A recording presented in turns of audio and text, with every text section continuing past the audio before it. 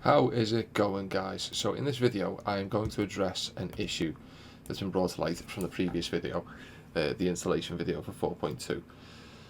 So I made a bit of a blunder in that previous video, and I skipped a step in the choosing a new file path for your assets. So let's head to our preferences. We're going to ignore the fact that we've already got this installed. I'm hoping that you guys know how to install this by now, but this data storage path for our assets, I messed this bit up last time, so I apologise. We're going to fix that in this video today, so it's going to be a couple of minutes long and no longer. So first of all, what I want to do is I want to show you, this is where our sort of assets are stored, and we can see here this is the same file path, and if we go in we can see our blends and we can see our icons and things like that, and we can check it's correct because if we hover over it we can see it's let's have a look. Will this show? It's 45 gigabytes in size, so it definitely has all of the assets in.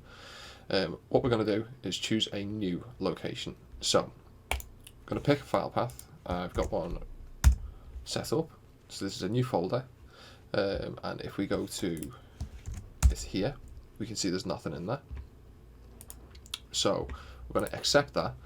And in the video I just said click save data path, and this message pops up, says the initial scan didn't find the necessary assets and texture folders.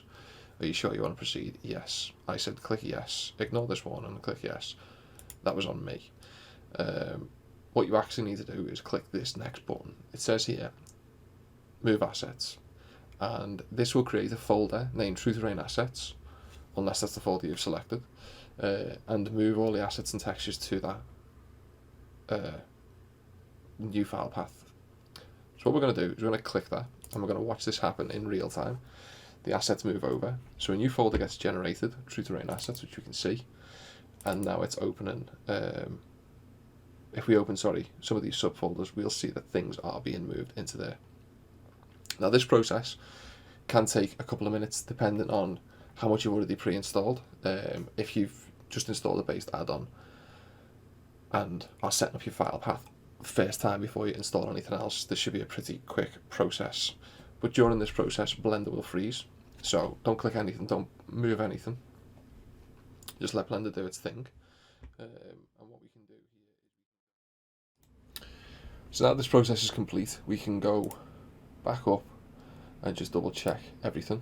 So if we just right click, get the properties up, and then let me just move this onto the window, you can see this is now installed everything that it needed to. What we now do is click the save data path button. So now that we click this, we'll get a different message. And the message is just to tell you that if you've moved these files yourself, you must move only the icons and blends folder. You just click, okay, got it, that's fine. Now this is just in case you think that you just move the whole folder, because the scripts and all of the script files should be left in the default location. They only take up a couple of megabytes, so it won't be that big of an issue for anyone anyway, but they must be kept where they are if you do this manually. If you do it through this process, it'll automate it and it'll only pull the files it needs to. We just click got it, and then just restart Blender.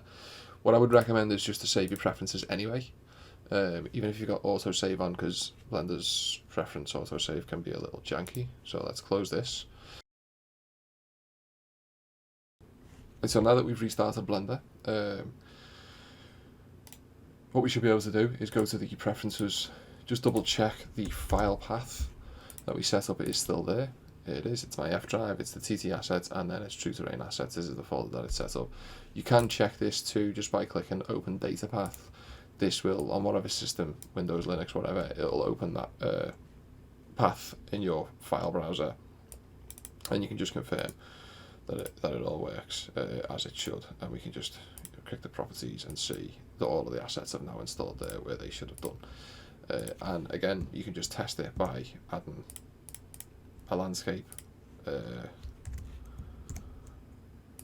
and just testing the materials, and they've all loaded on.